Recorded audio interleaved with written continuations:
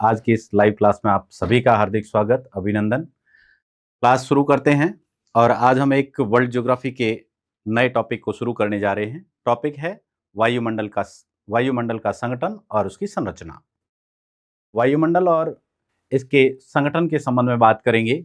Topic को यहाँ समझने का प्रयास करते हैं कि वायुमंडल क्या है, वायुमंडल का निर्माण कैसे हुआ, वायुमंडल के अंतर्गत इसके निर्माण में कौन कौन से घटक शामिल हैं और साथ ही साथ जो वायुमंडल हमें यहाँ पर पृथ्वी के धरातल से ऊपर की ओर जाने पर नजर आ रहा है, इसके अंतर्गत कौन कौन से घटक शामिल हैं। इसी क्रम में हम यहाँ पर बात करेंगे जिन गैसेज, जलवाष्प और एरोसॉल्स की बात की जाती है, इसकी क्वांटिटी कितनी है और गैसेज अगर इसमें है तो गैसेज का रेशियो क्या रहेगा, सबसे बड़ी गैस कौन सी है, सबसे हल्की गैस कौन सी है, सबसे भारी गैसेज कौन सी हैं, हम इस पर बात करेंगे। साथ ही साथ हम यहां पर बात करेंगे इस टॉपिक के अंतर्गत वायुमंडल की संरचना के अंतर्गत हम इस स्फेरिकल पार्ट्स की अलग अलग स्पेयर्स की यानी कि मंडल की बात करेंगे कि कौन कौन से मंडल यानी कि जिसे हम लोग सामान्यतः वायुमंडल की परतें कहते हैं, इन वायुमंडल की परतों पर बात करेंगे और यहां पर समझने का प्रयास करेंगे कि क्षोभ मंडल, समताप मंडल, मध्य मंडल, आयन मंडल, बहिर्मंडल क्या हैं और इनमें क्या क्या विशेषताएं पाई जा सकती हैं। मेरे साथ अभी जुड़े हैं नमस्ते इंडिया सोनिका, आप सभी को गुड इवनिंग। डेली लाइव होगी, बिल्कुल। नमस्ते इंडिया आपका प्रॉपर नाम तो नहीं आ रहा है, बिल्कुल हम डेली लाइव लेंगे और लाइव के माध्यम से ही आपसे मुखातिब होंगे। आपको लगना चाहिए कि हम लोग एक ऑफलाइन क्लास का आनंद ले रहे हैं। बाकी अगर हम इसको रिकॉर्डेड के रूप में, पहले कुछ टॉपिक रिकॉर्डेड के रूप में भी हमने यहाँ पे रिकॉर्ड किए थे, लेकिन उसमें ना तो पढ़ाने वाले टीचर को इतना आनंद आ पाता है, ना ही बच्चों को। थोड़ा सा बच्चों में और टीचर में इंटरेक्ट हो तो थोड़ा क्लास जीवंत लगती है। इस कारण से हमारे संस्थान ने ये डिसीजन लिया कि हम लोग कंटिन्यू इसको लाइव ही रखें। तो लगभग कोशिश करेंगे कि सारा टॉपिक है जो हम लोग इसमें लाइव के माध्यम से ही करेंगे। ठीक है, टाइमिंग शेड्यूल है जो आपके ऐप के ऊपर, जो भी क्लासेज का शेड्यूल रहेगा वो बकायदा आपको जिस प्रकार से आज दिया गया है वही आपके ऐप में शेड्यूल आ जाएगा। एडवांस में 2 घंटे पहले ही आपके ऐप के ऊपर उसका नोटिफिकेशन आ जाएगा। Jagdish Dewasi, thank you Jagdish ji. कोशिश करते हैं और बेहतर करने की कोशिश करेंगे। निहाल चंद जी जुड़ चुके हैं, स्वरूप सिंह जुड़ चुके हैं। तो आप सब जुड़े, हम इस टॉपिक को शुरू करते हैं। बीच बीच में आपकी जो भी कोई क्वेरीज होगी मैं आपके कमेंट के माध्यम से यहाँ पर उसका सॉल्यूशन भी करूंगा और उस पर हम बात भी करेंगे। ठीक है, आपको बकायदा लाइव क्लास के अंदर ऑफलाइन क्लास का आनंद आएगा। तो हम स्टार्ट करते हैं वायुमंडल का संगठन और इसकी संरचना। सबसे पहले तो बात करते हैं जो हमारी इस पृथ्वी के चारों ओर जो हमें गैसीय आवरण नजर आता है, इसे कहा जाता है वायुमंडल। ठीक है, अब अशोक जांगू जुड़े हैं। अशोक जांगू, नमस्ते अशोक जी। चलिए स्टार्ट करें। वायुमंडल क्या है? जब इसकी परिभाषा की बात होती है तो हम इसके अंतर्गत बात करते हैं कि पृथ्वी के चारों ओर उपस्थित गैसीय आवरण वायुमंडल कहलाता है। पृथ्वी के चारों ओर जो गैसीय आवरण, जो हम यहाँ पर धरातल पर रह रहे हैं और धरातल से जैसे ऊंचाई की और आसमान की तरफ आप नजर लगाते हैं तो वहां आपको जो यहां से आपको आवरण नजर आ रहा है, इसमें बहुत सी गैसेज हैं, इसमें बहुत से धूल के कण हैं जो हमें एक नग्न आंखों से नजर नहीं आते हैं। साथ ही साथ हम लोग यहां पर देखते हैं कि इसके अंतर्गत जो कई बार आपने, जैसे आज की बात करूं तो अभी जो जुलाई अगस्त में जो वायुमंडल के अंदर एक हम कह सकते हैं कि जो हमारे इस वायुमंडल के अंदर क्षोभ मंडल में हमें आर्द्रता महसूस होती है, जो हमें नमी महसूस होती है, ये सब क्यों हैं, कैसे हैं और इनकी कितनी क्वांटिटी है, हम इस पर भी बात करते हैं। तो हम देखते हैं कि जैसे ये एक सामान्य सी परिभाषा है वायुमंडल की, जिसमें हम कहते हैं कि पृथ्वी के चारों ओर उपस्थित गैसीय आवरण को वायुमंडल कहते हैं। ठीक इसी प्रकार से एक आरबीएससी क्लास 12th की बुक चलती थी और इसके अंदर एक परिभाषा दी गई है फेंच व ट्रिवार्था के द्वारा। फेंच और ट्रिवार्था, शायद आपने ट्रिवार्था का नाम कभी सुना होगा। हम लोग पढ़ते हैं जब जलवायु वर्गीकरण, तो आपने वहां पर नाम सुना होगा कि हम ट्रिवार्था के अनुसार, कोपेन के अनुसार और थानथ्वेट के अनुसार जलवायु वर्गीकरण को पढ़ते हैं। उसी दौरान फेंच और ट्रिवार्था ने भी यहाँ पर इसी वायुमंडल के संबंध में एक इसी से जुड़ती हुई परिभाषा दी है, और इस परिभाषा के अंतर्गत कहा गया है कि वायुमंडल क्या है। तो इसमें बताया गया कि वायुमंडल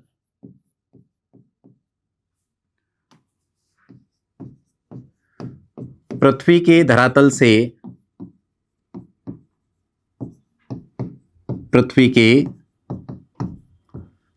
से सैकड़ों मील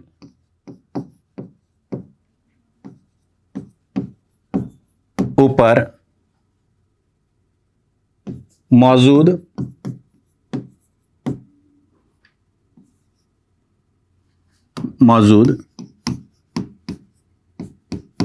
गैसीय आवरण है तथा यह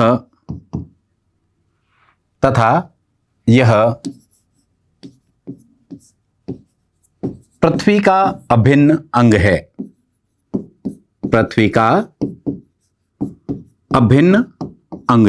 ठीक है, तो हम यहां पे देखते हैं कि घुमा फिरा के यह परिभाषा भी इसी से मिलती जुलती ही है। निहाल चंद, मैंने आज लाइव कोर्स लिया है, बहुत स्वागत आपका भी।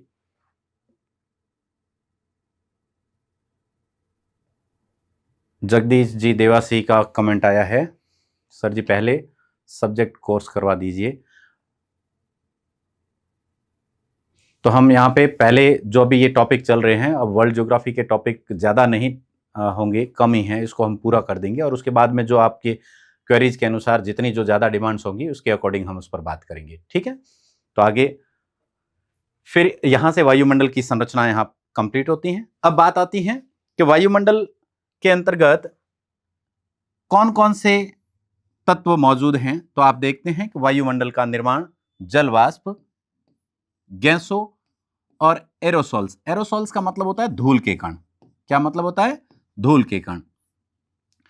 वायुमंडल का निर्माण जल वाष्प, गैसों और एरोसोल्स से हुआ है, एरोसोल्स वगैरह से हुआ है। लेकिन ये यहां पर ठहरे कैसे हैं? ये हमारी इस पृथ्वी को पार करके ये बाहर की ओर क्यों नहीं निकले? तो इस संबंध में हम एक छोटी सी घटना की बात करें तो विभिन्न भूगर्भ शास्त्रियों के अनुसार बताया गया कि जब, जैसा कि आप जानते हैं कि हमारी पृथ्वी जो कि 460 करोड़ वर्ष पहले बनी, कितने करोड़ वर्ष पहले? 460 करोड़ वर्ष पूर्व पृथ्वी का प्रादुर्भाव हुआ, जो सूर्य से अलग हुआ। एक सूर्य का ही टुकड़ा था जो सूर्य के चारों ओर उसके गुरुत्वाकर्षण प्रभाव के परिणाम स्वरूप उसी के चारों ओर अपने एक निश्चित मार्ग में और एक निश्चित स्थिति में चक्कर लगाने लगा, जिसे हम पृथ्वी की परिक्रमण गति कहते हैं। सभी ग्रह इसी भांति सूर्य के चारों ओर घूमते हैं और सभी ग्रहों का निर्माण पृथ्वी की भांति ही सूर्य से अलग हुए एक टुकड़े के रूप में ही रहा है। तो इस तरह से हम देखते हैं कि जब हमारी पृथ्वी 460 करोड़ वर्ष पहले सूर्य से अलग होकर एक खगोलीय पिंड के रूप में स्थापित हुई, तो उसके पश्चात इसमें ठंडे होने की प्रोसेस शुरू होती है। जब ठंडे होने की प्रोसेस स्टार्ट होती है तो लंबे समय तक हमारी इस पृथ्वी का जो एक ठोस पिंड था, इस ठोस पिंड जिसे आज के समय में हम स्थलखंड कहते हैं, स्थल मंडल कहते हैं, लिथोस्फीयर कहते हैं, इस लिथोस्फीयर के अंदर लंबे समय तक, लाखों वर्षों तक ज्वालामुखी का उद्गार हुआ। जब यह ज्वालामुखी का उद्गार हुआ तो इसके परिणाम स्वरूप लाखों सालों तक ज्वालामुखी प्रस्फुटन होने के कारण से उस स्थलखंड में से भारी मात्रा में गैसेज, जलवाष्प और धूल के कणों का बाहर की ओर निकलना हुआ। जब ये बाहर की ओर निकले, यानी कि गैसेज, जलवाष्प और एरोसोल्स ज्वालामुखी के फूटने से बाहर की ओर आए, तो यहां हम लोग नोटिस करते हैं कि इसके परिणाम स्वरूप ये बाहर की ओर आकर ऊपर की ओर गतिशील होते हैं। इसके बाद में ये पृथ्वी के गुरुत्वाकर्षण के प्रभाव के कारण ये गैसेज,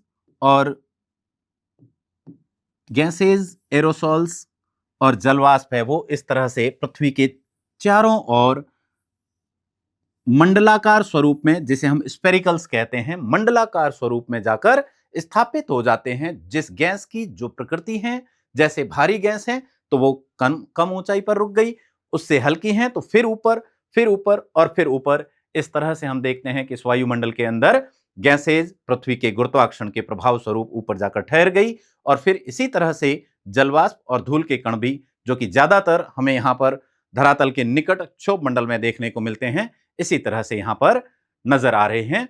इनका भी यहां पर रुकना हुआ।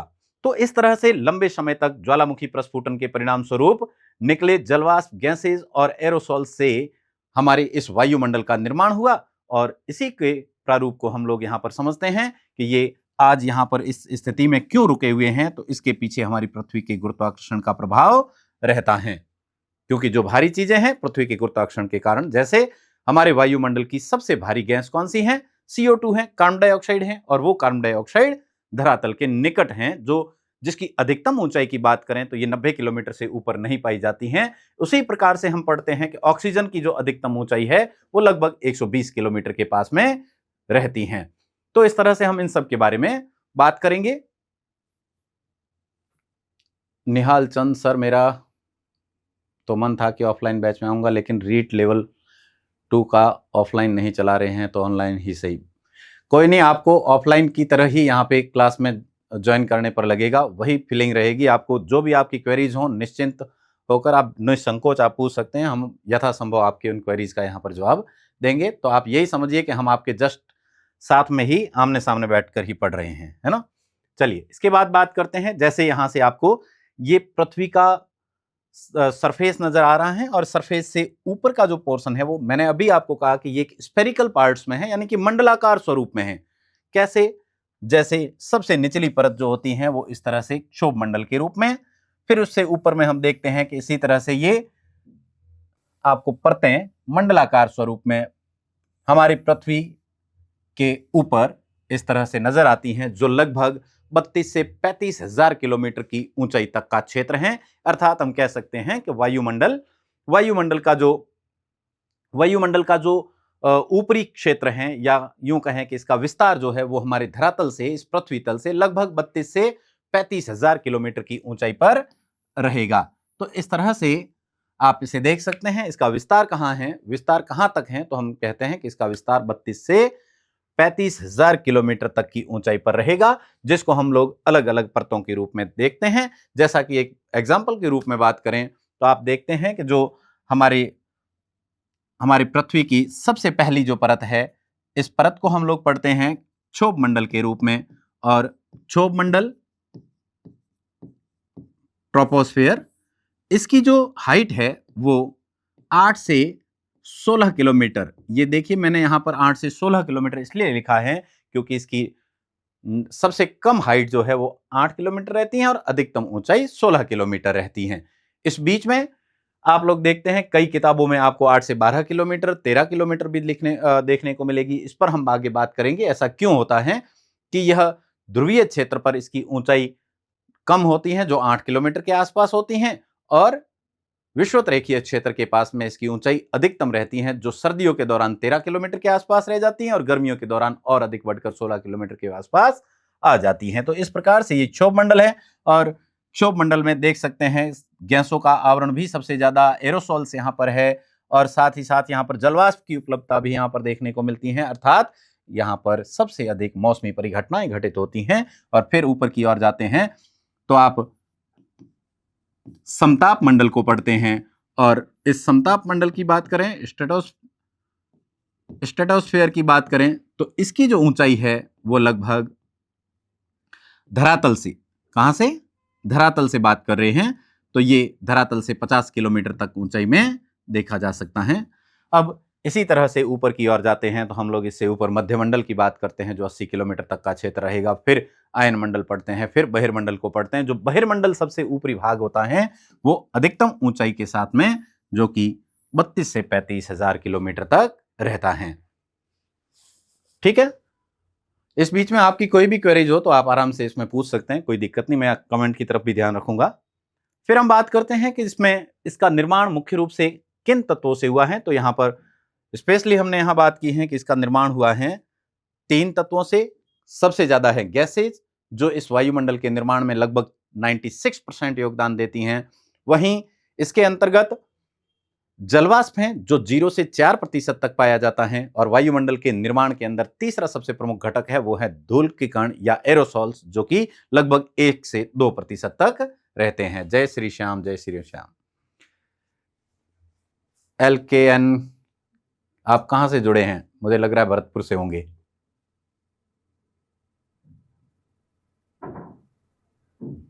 चलिए ठीक है।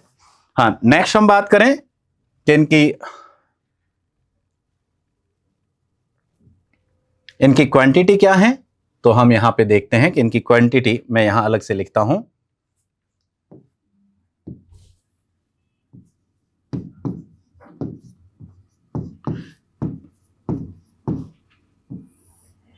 हमारा वायुमंडल मुख्य रूप से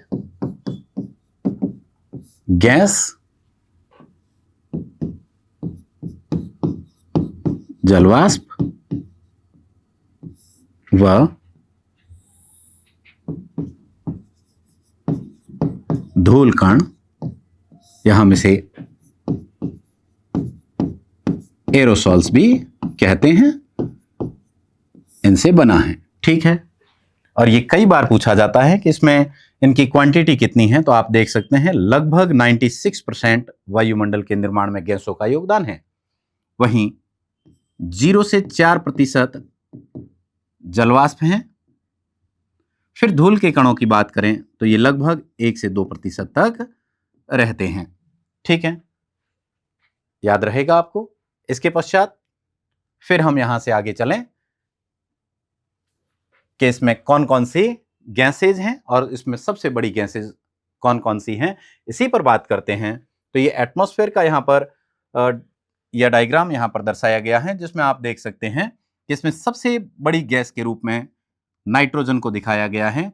नाइट्रोजन जो इस वायुमंडल की सबसे बड़ी गैस है, हम कक्षा 6 से पढ़ते आते हैं कि यह गैस इस वायुमंडल के अंतर्गत 78% रहती हैं, जो कि सबसे बड़ी गैस के रूप में देखी जा सकती हैं। इसके बाद में दूसरी गैस की बात करें तो दूसरी गैस है ऑक्सीजन, जो कि 20.95 या लगभग 21% रहती हैं। एग्जैक्टली हम यहाँ सभी गैसेस की बात करेंगे जो इस वायुमंडल के अंदर लगभग 9 प्रकार की गैसें मौजूद हैं। कितने प्रकार की हैं? लगभग 9 प्रकार की गैसें रहेगी, जिसमें से 99% तो नाइट्रोजन और ऑक्सीजन ही मौजूद हैं, और इसके साथ साथ में 0.03% कार्बन डाइऑक्साइड हैं। साथ ही ऑर्गन इस वायुमंडल की थर्ड लार्जेस्ट यानी तीसरी सबसे बड़ी गैस है, जो कि 0.09% है, और इसके अलावा अन्य गैसेज आती हैं जिसकी क्वांटिटी 0.04% मात्र रहेगी। ठीक है, निहाल चंद पूछ रहे हैं कि सर नोट्स साथ साथ ही बनाएं। आप खुद कमेंट करके मुझे ये बता सकते हैं कि अगर आप चाहें कि नोट्स को मैं यहाँ पूरा समझाऊं और फिर उसको आप खुद से ही लिख देंगे तब भी ठीक है। नहीं तो अगर आपको ये लगे कि नहीं मैं इसको पहले एक बार समझा देता हूँ और फिर ऑफलाइन क्लास की तरह आपको लाइन टू लाइन लिखवाऊँ, तब भी आप मुझे बता दीजिएगा। जो सही लगे उसके अकॉर्डिंग हम लोग इस पर आगे चलेंगे। ठीक है, अभी मैं केवल इसको समझा रहा हूँ, फिर वापस से इसका रिविजन करवाऊंगा। परफेक्टली आपको ये टॉपिक याद हो जाएगा, इस बात का मैं कंफर्मेशन करता हूँ। ठीक है, नेक्स्ट हम बात करें, इसी को एक टेबल के रूप में यहां पर पढ़ सकते हैं। कौन सी गैस? ये टेबल बहुत ज्यादा इंपॉर्टेंट है, तो आप इसको मोस्टली याद रखिएगा कि इसमें गैसेस का जो रेशियो लिखा हुआ है वो आपको याद रहना चाहिए। ठीक, सबसे बड़ी गैस है नाइट्रोजन N2, जो 78.8% रहती हैं। 78.08% है ये। ठीक है, 78.08% है। ठीक है, ये इसको थोड़ा करेक्ट कर दीजिएगा, बोले 08 है। और इसके बाद में ऑक्सीजन की बात करें तो O2 गैस 20.95% है, और ऑर्गन इस वायुमंडल की तीसरी सबसे बड़ी गैस है 0.93%। और इसके बाद में CO2 कार्बन डाइऑक्साइड 0.03, ये भी मोस्ट इंपोर्टेंट है, ठीक है। और यहां तक आप लोगों को बकायदा इसका रेशियो याद रखना है कि इसकी क्वांटिटी क्या है। नाइट्रोजन 78% लगभग कहते हैं, इसलिए हम लोगों को यहाँ पे इस तरह से याद रखना है कि 78.08% या 78% याद रखें, वही सही रहेगा, ठीक है। ठीक है, मैं पहले समझा देता हूं, उसके बाद में हम लिखवा भी देंगे, ठीक है। आप नोट डाउन करना उसको बैठ के आराम से, ऑफलाइन क्लासेस की तरह ही, ठीक है। हाँ, नाइट्रोजन जो कि 78% है, या एग्जैक्टली अगर बात करें तो ये आरबीएससी क्लास 12th की बुक का ही यह रेशियो लिखा हुआ है यहाँ, जो कि 78.8 लिखा हुआ, लेकिन ये एक्चुअल में 78.8 नहीं है, जबकि 78.08 है।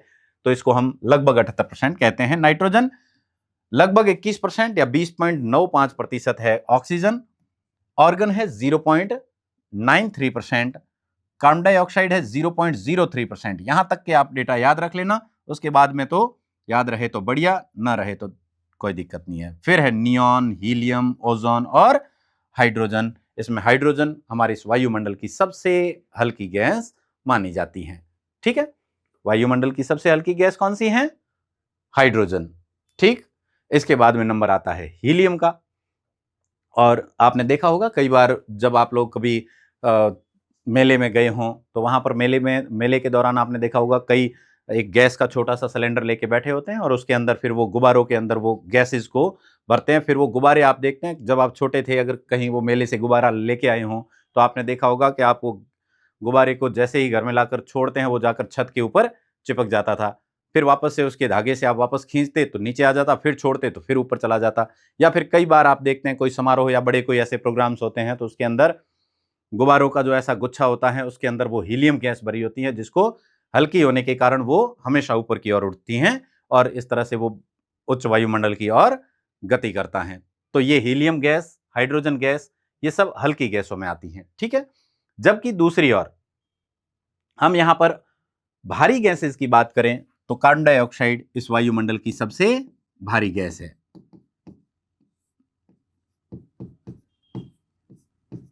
सबसे भारी गैस है CO2, और सबसे हल्की गैस है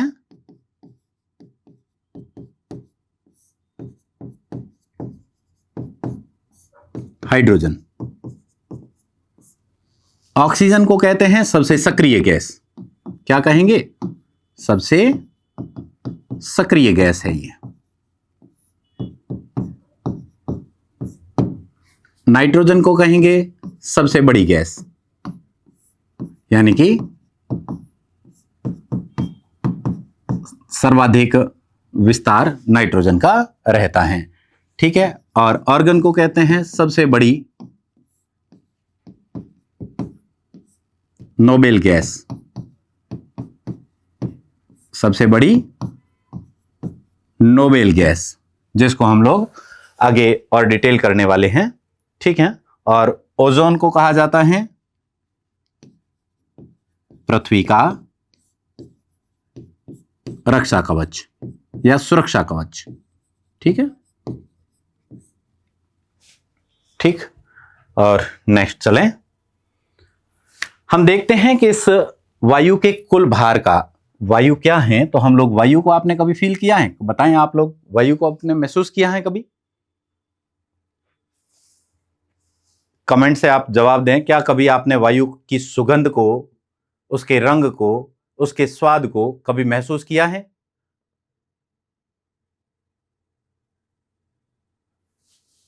कभी नहीं किया होगा। मैं बता देता हूं आपको क्यों नहीं किया होगा। क्योंकि वायु जो है, वायु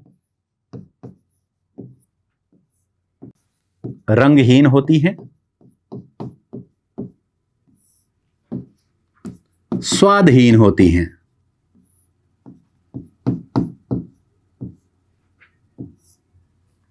ना तो उसमें रंग होता है, ना स्वाद होता है, और ना ही गंध होती है, यानी उसमें स्मेल भी नहीं होती है।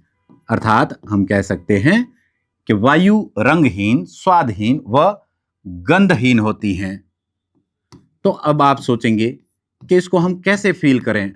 अभी तो मैंने पूछा है कि आपने कभी फील किया है, तो आपने, जैसे सोनिका बता रही हैं कि इसको हमने फील नहीं किया, तो नहीं करेंगे, सीधी सी बात है। लेकिन इसको हम फील नहीं करेंगे तो हमें पता क्या चलेगा कि ये वायु है और इसके ऊपर का जो आवरण है ये वायुमंडल है? कैसे कहेंगे? कैसे कह सकते हैं? जब आप फील नहीं कर सकते हैं तो कैसे कह सकते हैं? बिल्कुल आप इसको फील कर सकते हैं। और इसे फील कैसे करते हैं? हम इसको फील करते हैं पवन के प्रवाह के दौरान। यानी कि जब पवन संचलित होती हैं तो पवन के संचलन के दौरान जो जो वहां से हमें एक तरह से कह सकते हैं वायु का अस्थिर स्वरूप नजर आता है, जिसके कारण से बहुत से ऑब्जेक्ट है वो हिलते हुए नजर आते हैं, तो उसी को हम लोग उसी से पहचानते हैं कि हमारे यहां पर वायु है। ठीक है, धर्मेश कुमार धाकड़, नमस्ते नमस्ते। चलिए, तो हम कह सकते हैं कि वायु रंगहीन है, स्वादहीन है और गंधहीन है, जिसे जिसे पवन की गति या पवन के प्रवाह, पवन की गति के द्वारा महसूस किया जा सकता है या महसूस किया जाता है।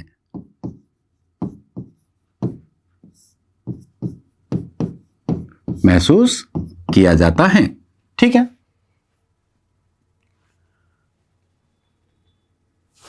ठीक है सोनिका, अब महसूस कर सकते हैं। निहाल चंद कह रहे हैं कि बिल्कुल कर सकते हैं। तो अब ये देख सकते हैं कि वायु का जो कुल भार होता है, वायु के कुल भार का 50%, कितना प्रतिशत?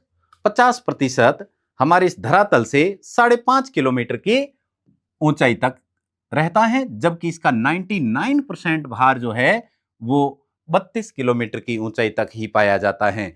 आपने कई बार या इससे पहले भी एक टॉपिक हमारा रहा है जिसको हम लोग वायुदाब पेटियां और पवन संचलन वाले टॉपिक के रूप में पढ़ चुके हैं। हम वहां पे पढ़ते हैं कि जैसे जैसे धरातल से ऊंचाई की ओर जाते हैं तो धरातल से ऊंचाई की ओर जाने पर वायु के भार में निरंतर कमी होती है। क्या होता है? वायु के भार में निरंतर कमी दर्ज की जाती है। अब वो कमी दर्ज किस लिए की जाती है, कैसे महसूस कर सकते हैं कि ऊंचाई की ओर जाने पर वायु भार कम होता है, वायु दाब कम होता है या एयर प्रेशर कम होता है? तो आपने देखा होगा कि जब कभी कोई पर्वतारोही एवरेस्ट या और भी किसी भी माउंटेन की जो क्लाइंबिंग करते हैं, तो उनकी क्लाइंबिंग के दौरान आपने कभी देखा होगा कि उनके पीठ के ऊपर एक बड़ा सा सिलेंडर होता है। उस सिलेंडर के अंदर गैस भरी होती है, ऑक्सीजन। क्यों? क्योंकि ऊंचाई की ओर जाने पर गैसों के सांद्रण में कमी आती है, गैसों का घनत्व धीरे धीरे कम होता है, अर्थात वायु का भार धीरे धीरे घटता है। इस कारण से हम कहते हैं कि इस संपूर्ण वायुमंडल की 99% वायु कहां पाई जाती है? धरातल से 32 किलोमीटर की ऊंचाई तक ही पाई जाती है। ठीक है, यह फैक्ट बहुत इंपॉर्टेंट है, तो याद रखिएगा।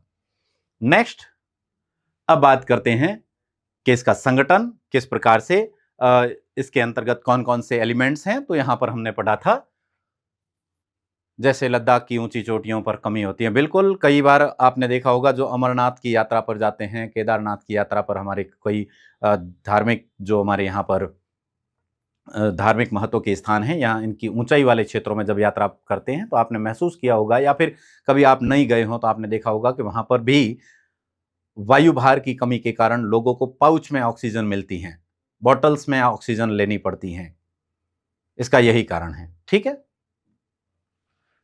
फिर हम यहां देखते हैं कि इसके कौन कौन से एलिमेंट्स हैं। तो इसमें पहले ही बात कर चुके हैं, यहां फिर से हम इस पीपीटी में यहां दिया हुआ है 96% गैसेज हैं। जो सबसे अधिक हैं जलवाष्प जो कि 0 से 4% और एरोसॉल्स या धूल के कण जो कि 1 से 2% तक रहते हैं। इसी क्रम में अब बात करते हैं सबसे पहले गैसों की। ठीक है, गैसें, और गैसें कितने प्रकार की होती हैं? तो हम देखते हैं कि गैसें 2 प्रकार की होती हैं। एक होती हैं सक्रिय गैसें, दूसरी होती हैं अक्रिय गैसें। ठीक है, सक्रिय और अक्रिय, अस्थिर या स्थिर।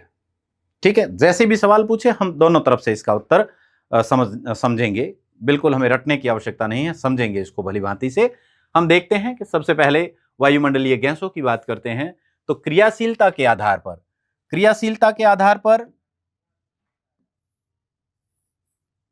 गैसें 2 प्रकार की होती हैं। एक होती हैं सक्रिय गैसें सक्रिय गैसें और दूसरी अक्रिय गैसें। सक्रिय और अक्रिय, देखिएगा सक्रिय गैसें होगी तो कहने का मतलब है उनमें उसके अंतर्गत गति होगी। जो गतिशील होती हैं वो क्या होती हैं? वो होती हैं अस्थिर। और जो अक्रिय होती हैं जिसमें कोई गति नहीं है तो वो क्या होगी? वो स्थिर होगी। तो इसमें रटने की भी जरूरत नहीं है। कई बार हम इसको मिक्स कर देते हैं कि सक्रिय हैं स्थिर के साथ जोड़ देते हैं, लेकिन ऐसा नहीं है, इसमें उल्टा है। जो सक्रिय है तो उसमें गति हो रही है। कहने का मतलब दोनों का डेफिनेशन अलग है। डेफिनेशन सक्रिय का ये है कि ऐसी गैसें जो अन्य गैसों के साथ में रिएक्ट होती हैं, उसके साथ रिएक्शन होता है, क्रिया करती हैं, उनको हम कहते हैं सक्रिय गैसें। अर्थात अन्य गैसों के साथ क्रिया करके अपने रूप में परिवर्तन करने वाली गैसों को सक्रिय या फिर अस्थिर गैसें कहा जाता है। ओके, नेक्स्ट, अक्रिय गैस का मतलब क्या होता है? अक्रिय गैस स्थिर गैस है और इसके संबंध में हम पढ़ते हैं कि यह अन्य गैसों से कोई क्रिया नहीं करती हैं, इस कारण से इसको स्थिर कहते हैं, अक्रिय कहते हैं, अर्थात कोई क्रिया नहीं हो रही है। फिर आते हैं यहां पर सक्रिय गैस के उदाहरण की बात करें तो सक्रिय गैस के उदाहरण हैं नाइट्रोजन, ऑक्सीजन, ओजोन, CO2 यानी कार्बन डाइऑक्साइड और हाइड्रोजन। ये सक्रिय गैसों के उदाहरण हैं जिसको हम लोग यहां पर पढ़ते हैं कि यह वायुमंडल की सबसे हल्की गैस हाइड्रोजन होती हैं और सबसे भारी गैस कार्बन डाइऑक्साइड होती हैं। इस फैक्ट पर हम बात पहले ही कर चुके हैं। सक्रिय गैस, तो सक्रिय गैसों के उदाहरण याद रखिएगा। सक्रिय गैसों का मतलब क्या है? सक्रिय गैस है ऐसी गैस है जो अन्य गैसों के साथ में रासायनिक अभिक्रिया करके या रासायनिक क्रिया करके अपने स्वरूप में, रूप में परिवर्तन करती हैं, उसे कहा जाता है सक्रिय गैसें या अस्थिर गैसें। जैसे nitrogen, oxygen, carbon dioxide, ozone और हाइड्रोजन, ये क्या है? ये हैं सक्रिय गैसें। अब आते हैं अक्रिय गैसों पर। अक्रिय गैसें ऐसी गैसें जो किसी अन्य गैस के साथ में कोई क्रिया नहीं करती हैं और सामान्यतः 80 से 120 किलोमीटर की ऊंचाई तक पाई जाती हैं, जैसे हीलियम, ऑर्गन, नियॉन, क्रिप्टॉन और जेनॉन। ठीक है, इसको क्या कहते हैं? इसे कहते हैं अक्रिय गैसें। और एक और नाम यहां पर आएगा रेडोन का। कौन सी गैस है? रेडोन गैस है। इसके बारे में अलग से फैक्ट पर बात करेंगे। रेडोन गैस हमारे इस वायुमंडल में नहीं पाई जाती है, हमें यहां पर वायुमंडल में नजर नहीं आती, बल्कि रेडोन गैस भूगर्भ के अंदर होती हैं, जो भूकंप और ज्वालामुखी के आने का संकेत होती हैं। कहते हैं कि जैसे आपने कई बार सुना होगा, एक बार हमारे यहाँ पर एक 2004 के अंदर सुनामी आई थी। तो सुनामी के दौरान आपने कभी पढ़ा हो तो आपको पता हो कि सुनामी के अंदर खूब जनहानि हुई थी, लेकिन जीव जंतु बहुत कम संख्या में ही हताहत हुए थे या उसमें से मारे गए थे। इसके पीछे का बड़ा कारण ये होता है कि जो जीव जंतु होते हैं वो सीधे प्रकृति से जुड़े हुए होते हैं, और जो प्रकृति से जुड़े हुए जीव जंतु होते हैं तो उनको उनको पहले से ही आभास हो जाता है किसी भी खतरे का। आपने कई बार अपने घर के आसपास में देखा होगा कि जब कोई बिल्ली आती हैं या फिर वहां कोई सांप आता है तो चिड़ियाएं वहां पर कंटिन्यू आवाज करना शुरू कर देती हैं। एक आवाज आती है, दूसरी से फिर उनके वो एक तरह से कह सकते हैं कि वो मैसेजिंग जाती हैं पूरी उसकी कम्युनिटी के अंदर के आसपास में खतरा है। ठीक इसी प्रकार से जब रेडोन गैस का उत्सर्जन होता है तो उसके कुछ समय बाद में भूकंप या ज्वालामुखी आते हैं, और इस रेडोन गैस को सूंघने की शक्ति हम मानव के अंदर इतनी नहीं है या इसे हम फील नहीं कर पाते हैं, उससे पहले ही पक्षी और जीव जंतु कर लेते हैं और वो अपने सुरक्षित स्थानों की ओर चले जाते हैं। इस कारण से उसका नुकसान नहीं होता है, जबकि मानव भी हाल ही में इस संबंध में काम कर रहा है कि उसको भी ये पता चले। पहले से आप देखते हैं कि कई जगहों पर आजकल हम लोग हमारे वैज्ञानिक है वो बड़े एडवांस हो गए हैं, जो इस बारे में भी बताते रहते हैं। ठीक है, तो जिससे पता चल जाता है कि अब भूकंप या ज्वालामुखी की स्थितियां बनने वाली हैं। ओके, तो हम देखते हैं कि यह helium, organ, neon, krypton, xenon और रेडॉन जैसी गैसेज हैं जो कि अक्रिय गैसें कहलाती हैं। अक्रिय गैसों में सबसे हल्की गैस अक्रिय गैसों में सबसे हल्की गैस कौन सी है? नियॉन सेकंड है, फर्स्ट है हीलियम। पहला लिखना है आपको हीलियम, इसको हम लिखते टाइम थोड़ा करेक्ट कर देंगे। हीलियम सबसे प्रमुख या सर्वाधिक अक्रिय गैसों में सबसे हल्की गैस है हीलियम, और सेकंड है नियॉन। सबसे भारी गैस अक्रिय गैसों में कौन सी है? रेडोन। लेकिन रेडोन यहां पर इस धरातल पर नहीं होती हैं, तो इसलिए हम लोग धरातल पर पाई जाने वाली या यूं कहें कि वायुमंडल में पाई जाने वाली सबसे भारी अक्रिय गैस के रूप में पढ़ते हैं ऑर्गन को। किसे पढ़ेंगे? आर्गन। Okay, organ. और ऑर्गन सबसे बड़ी, यानी कि क्वांटिटी वाइज बात करें तो सबसे बड़ी अक्रिय गैस भी ऑर्गन ही है। ठीक है। जगदीश देवासी सर जी, क्लासेस एवरीडे लाइव होगी क्या? हाँ जी, बिल्कुल एवरीडे लाइव होगी। इसका शेड्यूल आपके पास में लगभग 2-3 घंटे पहले ही आ जाएगा कि कौन सी क्लास का क्या टाइम रहेगा। ठीक है। फिर आगे चलते हैं। वायुमंडल में पाई जाने वाली सर्वाधिक गैसों का अवरोही क्रम। आपको यह क्रम याद रखना है, जिसमें हम अभी बात कर चुके हैं पहले ही। नाइट्रोजन। नाइट्रोजन वायुमंडल में पाई जाने वाली सबसे बड़ी गैस 78.08%। ऑक्सीजन जीवन के लिए आवश्यक गैस जो कि 20.95%, लगभग 21%। और ऑर्गन जो कि 0.93%, यानी कि एक निष्क्रिय गैस, नोबेल गैस, सबसे बड़ी नोबेल गैस है ऑर्गन। और CO2 सबसे भारी गैस है जो 0.036% के रूप में पाई जाती हैं। तो इस तरह से हम देख सकते हैं कि यह वायुमंडल में, इस वायुमंडल में का निर्माण जिन गैसों से हुआ है, उन गैसों में ऑक्सीजन और नाइट्रोजन का योगदान 99% है, सर्वाधिक है। ठीक है। अब नेक्स्ट हम बात करेंगे इन गैसेज की। तो मुझे लग रहा है इससे पहले हम लोग जो अभी यहां जितनी बात कर चुके हैं, इसी को हम यहां लिख देते हैं, तो आप नोट डाउन करें तो थोड़ा आपको भी थोड़ा वो ऑफलाइन क्लास का फील आएगा। तो हम यहां से स्टार्ट करते हैं लिखना। ठीक है।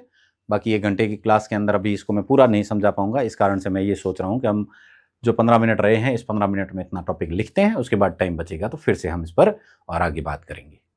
ठीक है। कमेंट करके बता सकते हैं। हाँ, कमेंट करके जवाब देवें कि लिखना स्टार्ट करें। जगदीश, निहाल चंद, धर्मेश, सोनिका, लिखना शुरू करें।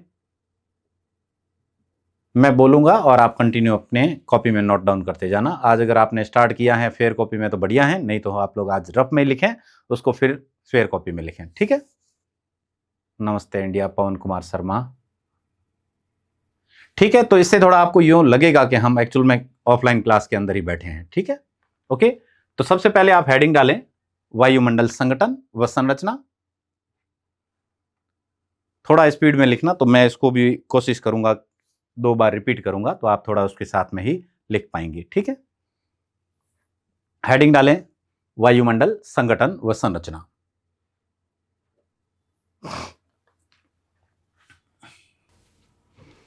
ठीक है। आज रफ में लिखें भले।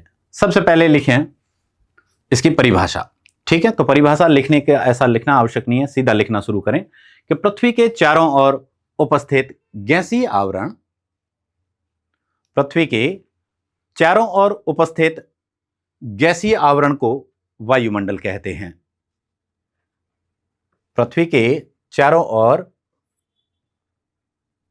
चारों ओर उपस्थित गैसीय आवरण को वायुमंडल कहते हैं।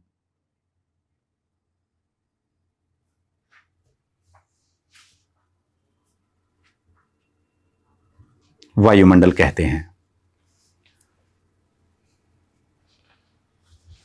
पृथ्वी के चारों ओर उपस्थित गैसीय आवरण को वायुमंडल कहते हैं। अब आप लिखें फेंच व ट्रिवार्था के अनुसार। लिखिए, अगली लाइन में लिखना है आपको फेंच और ट्रिवार्था के अनुसार।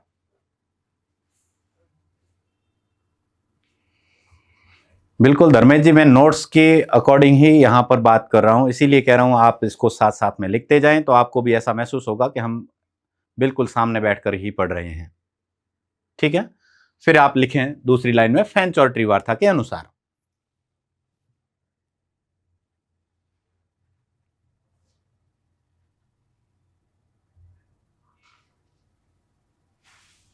लिखिए, वायुमंडल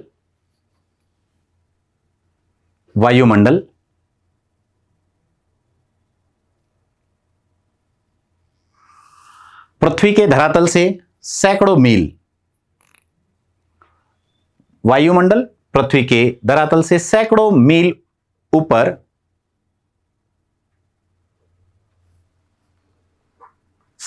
ऊपर मौजूद या उपस्थित गैसीय आवरण हैं,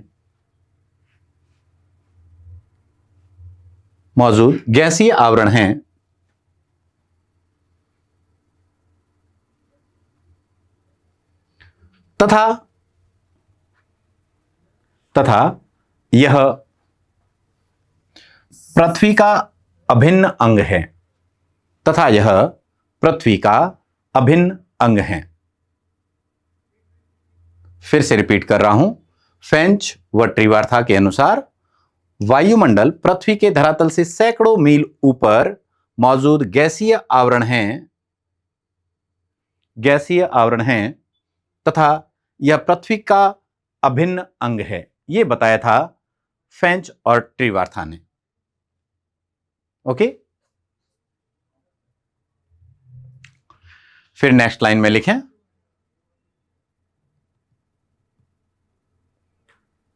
इसके पश्चात लिखें, इसका निर्माण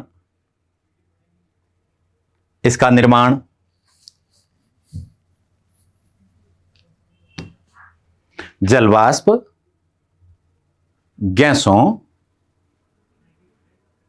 व धूल के कणों से हुआ है। इसका निर्माण जलवाष्प, गैसों व धूल के कणों से हुआ है।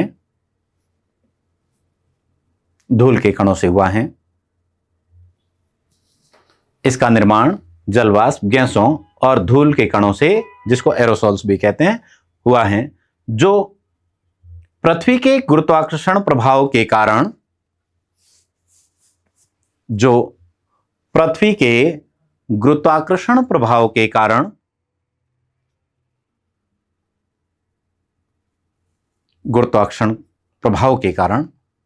बना हुआ है। पृथ्वी के गुरुत्वाकर्षण प्रभाव के कारण बना हुआ है या टिका हुआ है, स्थिर है, जो भी लिखे। ओके, लिख दिया होगा आपने। इसका निर्माण जलवाष्प, गैसों और धूल के कण या एरोसॉल से हुआ है, जो पृथ्वी के गुरुत्वाकर्षण के प्रभाव के कारण स्थिर हैं या रुका है या बना है, जो भी आपने लिखा। Okay, next page. आप अपना पेज चेंज मत करना, मैं अपनी पीपीटी का पेज चेंज कर रहा हूं, ठीक है। फिर लिखें नेक्स्ट लाइन में, अगली लाइन में लिखें, इसका विस्तार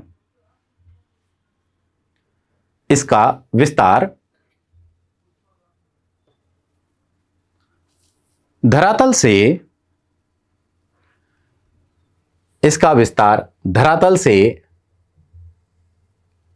32,000 से 35,000 किलोमीटर की ऊंचाई तक, इसका विस्तार धरातल से 32,000 से 35,000 किलोमीटर ऊंचाई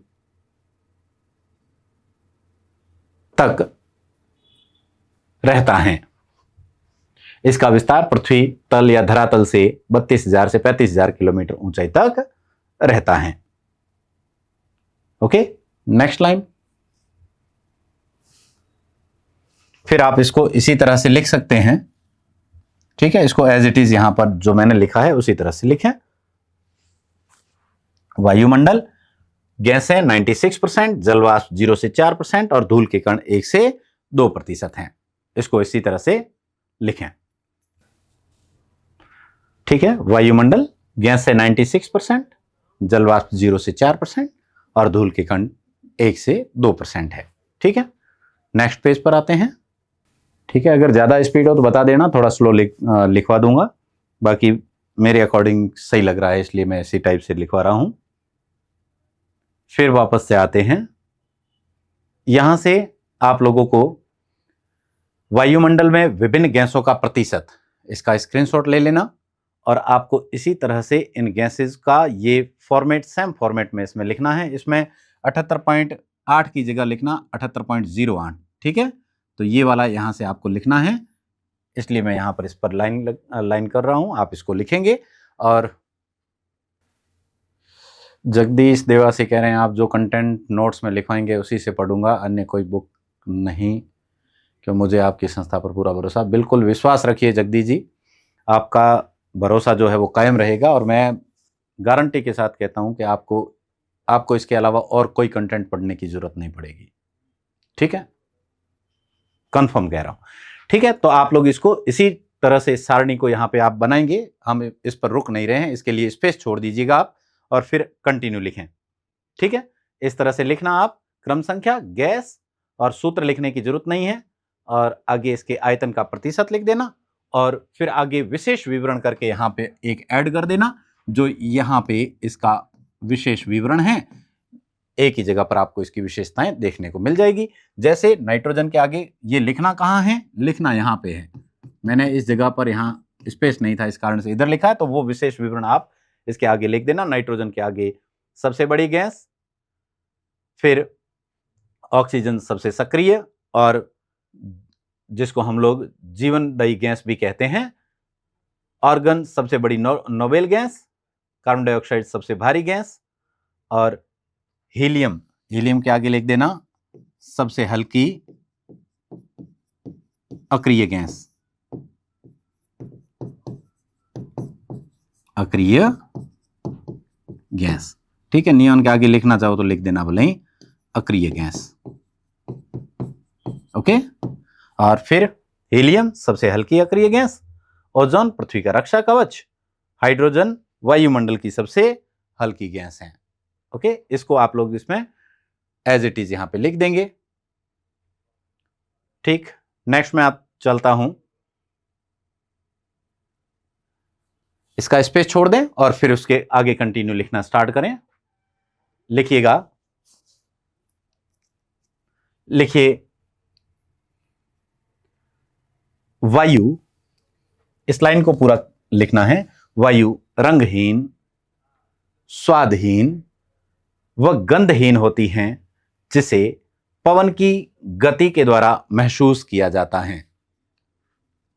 पवन की गति के द्वारा महसूस किया जाता है। लिखिएगा इस लाइन को।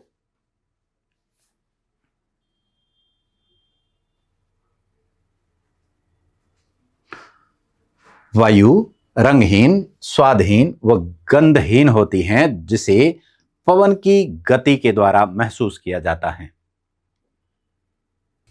ओके, नेक्स्ट में लिख दिया हो तो एक लाइन इसको भी लिखें। लिखिएगा, कुल वायु भार का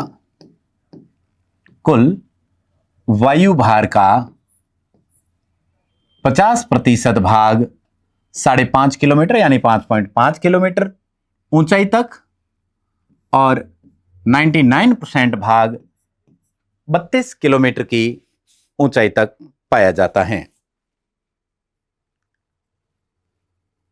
इस लाइन को लिखिएगा, कुल वायु भार का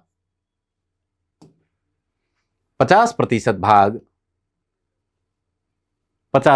भाग, ये धरातल से ऊंचाई, ठीक है, 5.5 किलोमीटर तक, तथा 99% भाग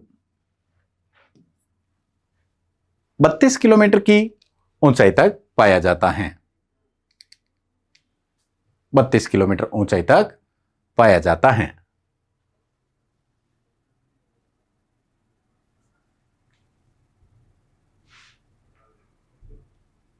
नेक्स्ट बात करें तो हमने इसको यहां पे लिख दिया है, और इसी को आप लोगों ने यहां से हमने इससे समझा था, तो यहां तक मैं आप इसको स्क्रीनशॉट लेके एज इट इज यहां लिखेंगे। तो आज की क्लास के अभी 2-3 मिनट ही बाकी हैं, मैं इसको वापस से यहां रीड कर लेता हूं, आप इसको नोट डाउन करेंगे तो यह टॉपिक यहां तक में आज की क्लास का कंप्लीट हो जाएगा। फिर आगे से हम लोग इसकी एक एक गैस की विशेषताओं पर बात करेंगे। तो वापस से बता देता हूं, आपको लिखना है कि वायुमंडलीय गैस है, क्रियाशीलता के आधार पर गैसें 2 प्रकार की होती हैं। एक बार सुन लीजिए और फिर उसको नोट डाउन कर लेना, इसको स्क्रीनशॉट लेके।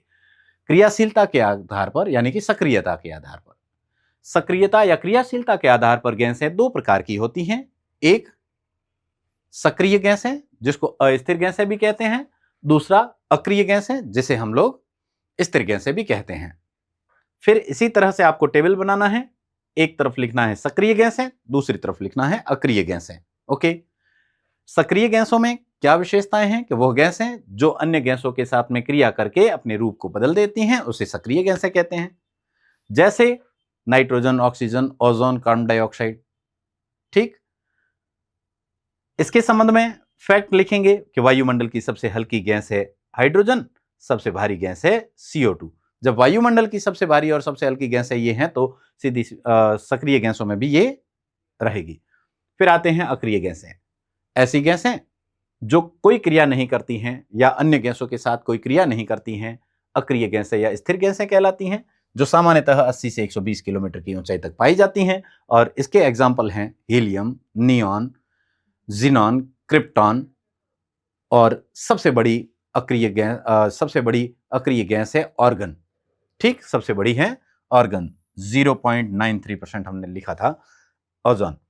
और इसके अलावा रेडॉन वायुमंडल में नहीं पाई जाती, ये भूगर्भ के अंदर रहती हैं, जो भूकंप और ज्वालामुखी के आने से पहले एक तरह से सूचक के रूप में बाहर की ओर उत्सर्जित होती हैं। ठीक है, फैक्ट है कि अक्रिय गैसों में सबसे हल्की गैस कौन सी है, आपको यहाँ पे थोड़ा सा ये यहाँ पे ध्यान देना है। सबसे हल्की अक्रिय गैस हीलियम है, हीलियम फर्स्ट, और नियॉन है वो सेकंड है।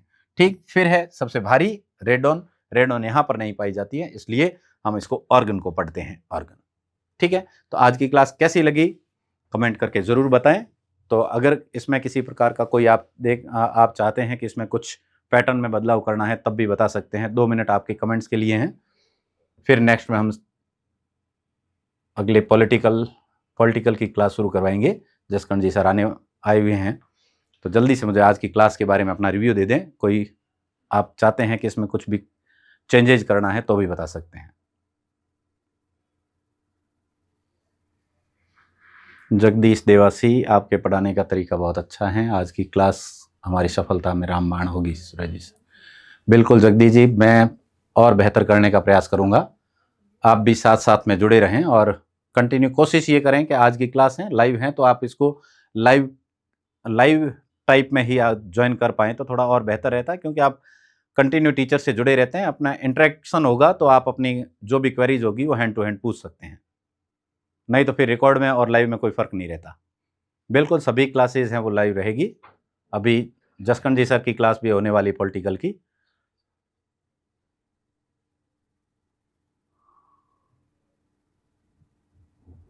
सोनिका बेस्ट है सर, थैंक यू सोनिका। बिल्कुल जगदीश, सोनिका का धन्यवाद। इसी टाइप से आप कल से है ना फेयर कॉपी के अंदर लिखना शुरू करेंगे और हम लोग बाकायदा, मैं जैसे आज मैंने बोल के लिखा है वैसे मैं पूरा नोट्स है वो आपको लिखवाऊंगा। थोड़ा स्पीड में आप लिखेंगे तो इसको हम लोग और बेहतर कर सकते हैं। ठीक है, आज की क्लास को यहाँ पर समाप्त करें। कल मिलेंगे नए इसी टॉपिक के साथ में नई क्लास के रूप में। बीच बीच में मोटिव करते रहना गुरुजी, रणनीति। बिल्कुल, आप इस बारे में जब भी अपने कोई भी किसी प्रकार की क्वेरीज हो, चाहे वो मोटिवेशन रिलेटेड हो, चाहे आपकी पढ़ाई के संबंध में हो, मुझे पूछ लेना। पूछेंगे तो मुझे बताने में थोड़ा अच्छा लगेगा, नहीं तो ऐसा लगेगा कि सर के वैसे ज्ञान झाड़ रहे हैं। आप अगर पूछेंगे तो मैं उसके बारे में जरूर बताऊंगा।